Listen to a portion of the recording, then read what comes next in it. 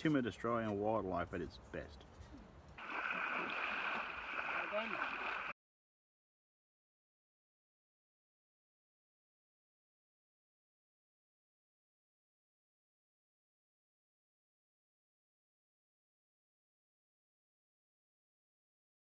Hi guys, it's Mike here from KS Bushcraft Down Under. A few of you have asked me about my Drifter single burner camp kitchen, which I often use as a test bed for stoves and stuff like that.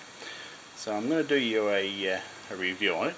So this is my car camping or glamping foldable kitchen. So made in Australia. Retails at the moment for $475 Australian. That doesn't include the heat shield or that stove or bag, but it does include the hand pump and the plastic tub. So dimensions measured at the base, it's 795 by 430 high by 430 wide, folded up of course. Now when she's unfolded, it's 155 centimeters wide or 5'1". So that's a good area for food prep. Specifically, it's really designed for the single burner disposable type stoves, and it's got a drawer on slides, and I'll go through in more detail all the bits and pieces. So if you're interested, hang in there. So guys, Drifter makes some great canvas bags. I've got a very large one for my Oztent RV3. Now the little disposable stoves, really their shortcoming is the plastic boxes they come in. They last about 20 minutes. But the stoves themselves are incredibly durable. I've had one since about 2002. It's done probably 1 million kilometres around Australia. So far it's never missed a beat. So when I first saw them I thought they were junk, but really they're quite good. So this little bag, so it doesn't come with the stove. But it's a nice bag, it's lined with like car boot material. Stove's a nice fit. Comes with a sleeve for a spare gas cylinder.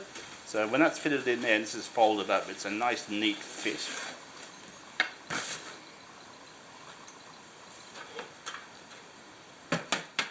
So the windshield I'd fully recommend getting, because I mean due to the low tank capacity of these little stoves, the shielding them from the wind is a great idea.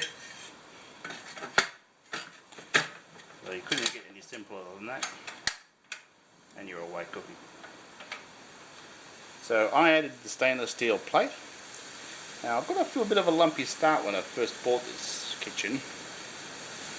When it arrived, I put it out in the back patio, so it was undercover, but one of the glue joints along here, after a humid night, the PVA glue turned white. Now what they'd done, in their rush to get it out, they hadn't let the glue fully cure.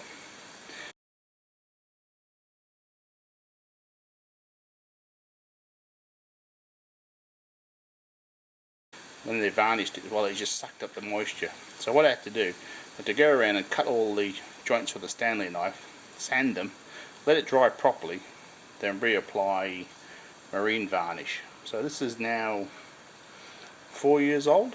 So yeah, I've marine varnished it twice. So on the right hand side, we've got the washout bucket which it came with. This is mounted on the slide, so there's enough room in there for your larger pots.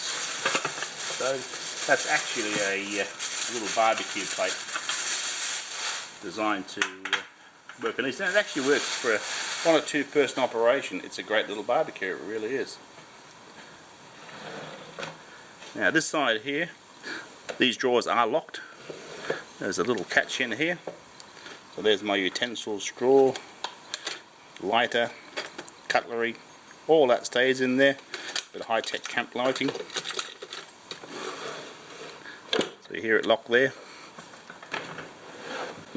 So there is the catch. So plates, kettles, pots and pans. For two people or even a family of 4, if you're careful with your packing, there is enough storage space and still manageable.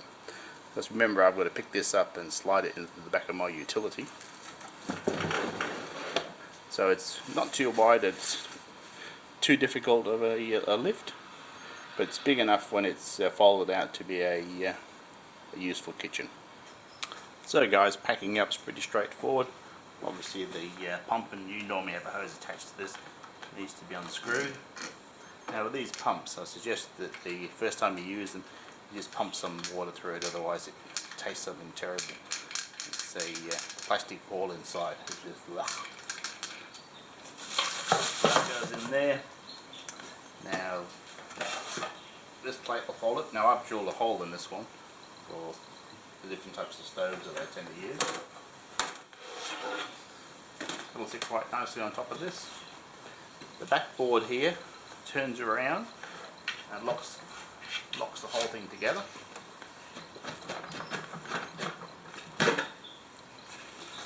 So you can see it's handed there.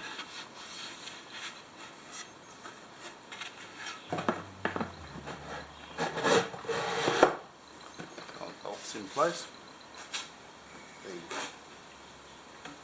top folds over the top. Strangely enough. Now I've put a mark on this leg here, so I know roughly what's flat. So concertina that in so it's tucked in neat. And you put that locks in place. On this end they are the simple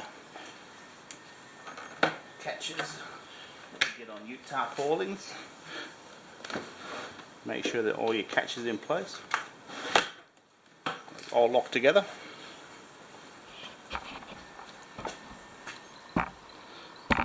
So that only leaves the legs to fold up now.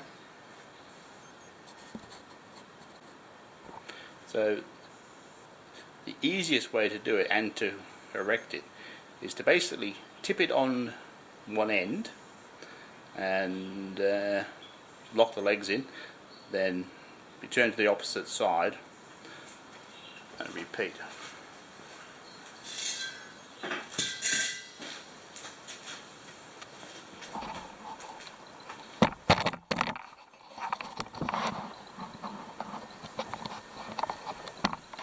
So laying the kitchen on its end,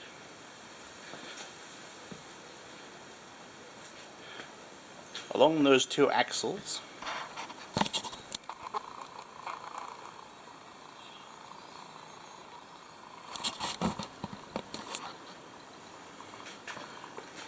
right here you'll see a push button. So putting that in, that concertina's that down. So that locks it in place. And repeat the same operation down here.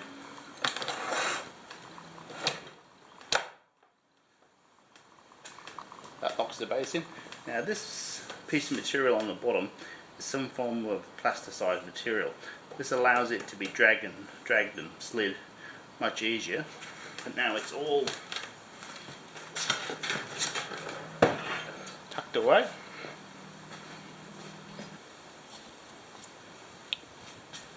Right, so now you see it in its folded form. It's reasonably compact and easy enough for an adult male to handle on his own, to erect, fold up, pick it up, put it in the back of a ute. It's really about the sweet spot. They do come much larger than this, and some of them are semi-permanently mounted in camper trailers, but if you really want it portable, it'll fit in any size 4-wheel drive wagon. And for me it works perfectly nicely on the tailgate of the ute. So I actually think it's a great little product, I really do. Anyway guys, I hope you found this one interesting. Thanks for watching. Bye for now.